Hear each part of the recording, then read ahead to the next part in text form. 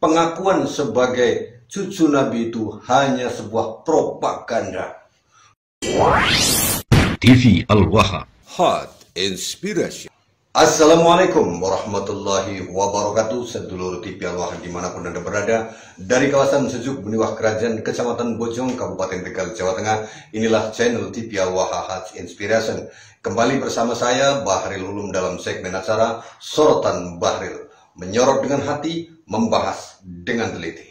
TV Al-Waha, pada perjumpaan kali ini kita akan menyoroti sebuah statement dari seorang ahli sejarah, yaitu Dr. Sunyoto, di mana beliau sudah wafat beberapa tahun yang lalu. Namun apa yang beliau sampaikan menjadikan kita harus tersadar bahwa ada sebuah agenda besar untuk menghancurkan negara kesatuan Republik Indonesia ini dan juga Nahdlatul Ulama, sedulur TV Al-Waha. Nah, sebelum kita soroti dan kita bahas bersama, kita dengarkan terlebih dahulu apa yang disampaikan oleh beliau, Dr. Sunyoto, ahli sejarah Nahdlatul Ulama. Namun demikian, seperti biasa, sebelum kita melanjutkan bahasannya, ada sebuah informasi yang ingin saya sampaikan kepada Anda, yaitu tentang buku 7 Rumus Sukses Mahadahsyat ini. Apabila Anda ingin mendapatkan buku 7 Rumus Sukses Mahadahsyat karya dari kami, dari Bahril Ulum, itu Anda bisa mendapatkan di nomor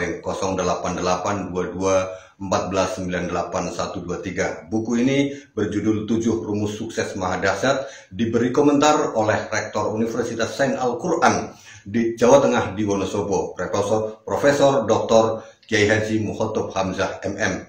Di mana buku ini kami mengupas tentang makna kalimah adzan sehingga menjadi 7 rumus sukses mahadahsyat.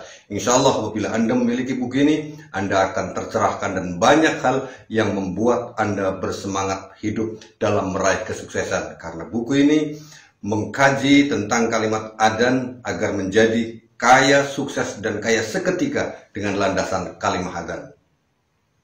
Baik, sedulur TV Al-Waha, kita akan lanjutkan mendengarkan apa yang disampaikan oleh Profesor Dr. Sunyoto, ahli sejarah Nahdlatul Ulama. Ini dia sedulur TV Al-Waha. Pertama, ini menurut catatan saya, tahun 2014 di sebuah perguruan tinggi ternama di Jakarta diadakan seminar sejarah nasionalis Indonesia. Ya. Pembicaranya adalah para doktor, ya, dan sejarawan nasional.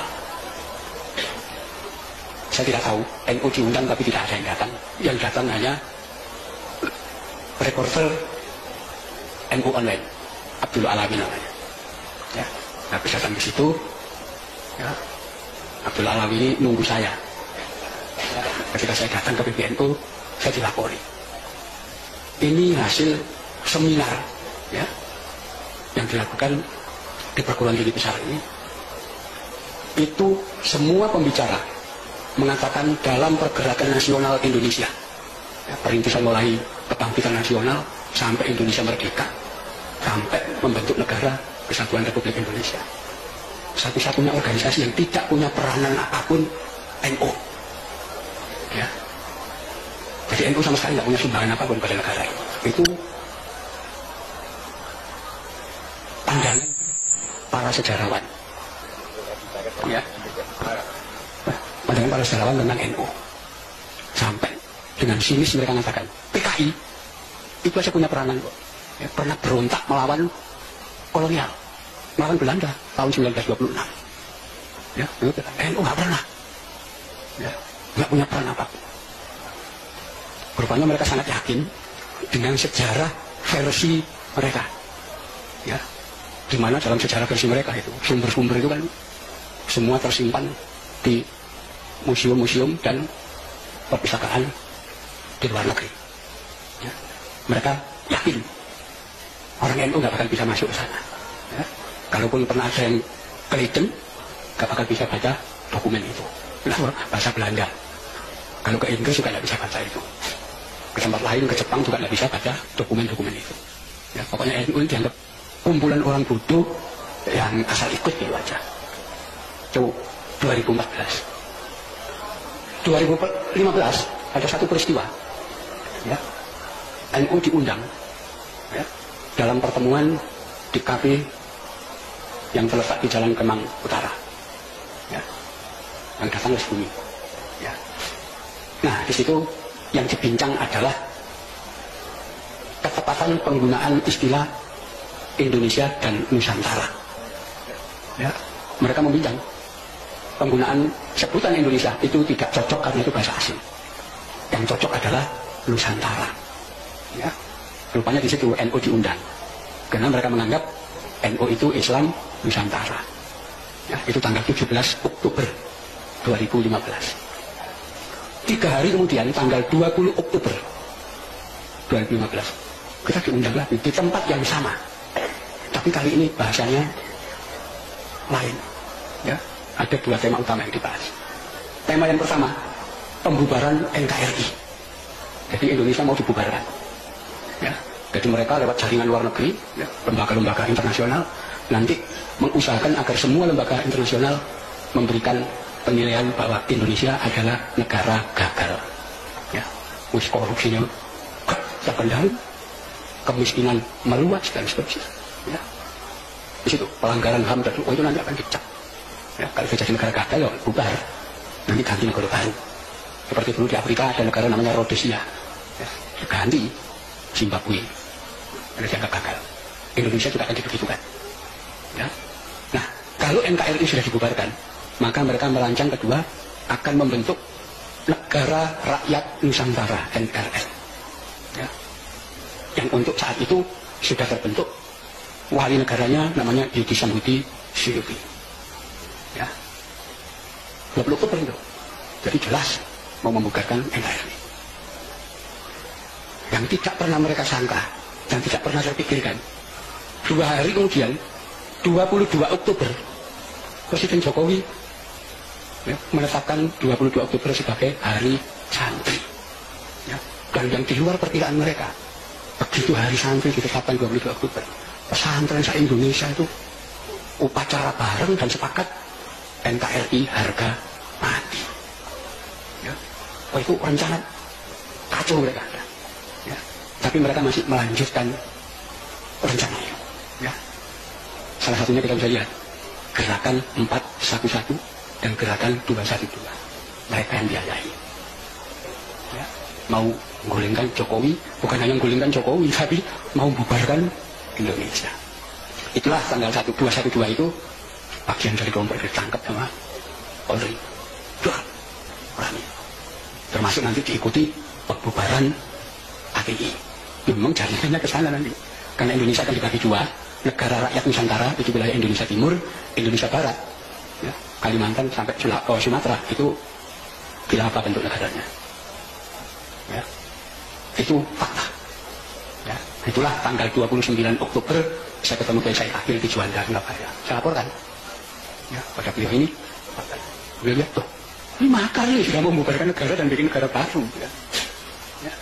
Jadi nanti kalau Negara Rakyat Nusantara itu terbentuk, setiap satu warga negara itu dikasih tanah 2,5 hektar dan uang 160 juta. Ya, itu rancangan mereka, dananya kecil. Dan ini dibalik itu ada kekuatan besar. Ya, itulah, ya, yang saya Akil melaporkan peristiwa itu ke Kapolri, ke Panglima dan kepada Presiden. Ya, semua ada. Itu. Jadi itulah yang kemudian menjadikan pemerintah sudah mengetahui ketika muncul gerakan 411 dan 212 dan nanti akan diteruskan pada gerakan yang lain. Perhatikan fakta-fakta yang terungkap pada 2-3 tahun terakhir ini. Baalwisasi Yamanisasi masif terjadi di Indonesia bagian barat. Tema dan nuansa yang diusung adalah khilafah. Puzzle-nya sesuai dengan penjelasan Kiai Haji Agus Sunyoto yang mengatakan Indonesia akan dibagi 2. NRN itu wilayah Indonesia Timur. Indonesia Barat, Kalimantan sampai Sumatera itu khilafah bentuknya. Bentuk negaranya, itu fakta. Itu Indonesia Barat ya. Nah, sekarang untuk Indonesia Timur yang rencananya akan menjadi NRN, Klan Habib Alwi akan bergerak melalui apa? Atau menggunakan instrumen apa untuk menguasai Indonesia Timur dan mempropagandakan NRN sekaligus jadi pemimpin atau penguasanya? baik pada konteks saat itu dan saat ini. Melalui Muhammadiyah, tidak mungkin. Melalui NU, juga nggak mungkin. Meskipun NU sedang kesurupan Habib Tai, dalam hal subversif terhadap negara, NU tidak mungkin melakukannya. Jadi melalui instrumen apa? Yang paling suitable terhadap rencana pendirian NRN itu adalah jaringan lembaga Al-Khairat yang didirikan oleh Habib Idrus Salim Al-Jufri yang konon katanya memiliki jaringan ratusan dan sekitar 1.000 cabang lebih. Jaringan Al-Khairat dan Habib Idrus Salim Al-Jufri digunakan untuk menundukkan pikiran masyarakat Indonesia Tengah dan Timur. Melalui apa? Skemanya sama, patternnya sama dengan baalwisasi yamanisasi yang terjadi di Indonesia Barat, yaitu menggunakan propaganda klaim sejarah sebagai senjata utama menanam dan memperkuat pengaruh serta melegitimasi kekuasaan klan Habib Baalwi di Indonesia Tengah dan Timur. Dan bahwa pribumi Nusantara di Tengah dan Timur harus tunduk kepada klan Habib Baalwi karena pribumi Nusantara berhutang jasa kepada klan Habib Baalwi. Kita bisa lihat bagaimana bendera merah putih.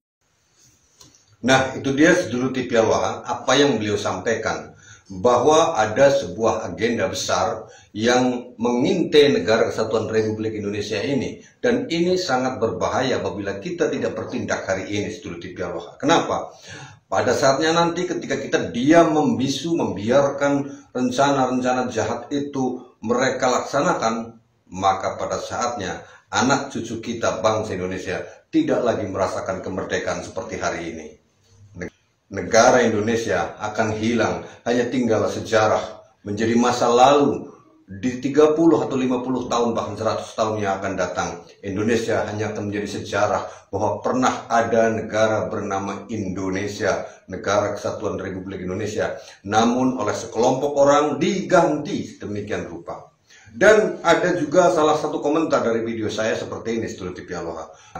Seperti ini nih, bahwa ternyata memang mereka yang mengaku sebagai keturunan Nabi Muhammad itu benar-benar sedang memiliki agenda besar untuk menguasai negara kesatuan Republik Indonesia ini, sedulur TV Al-Waha.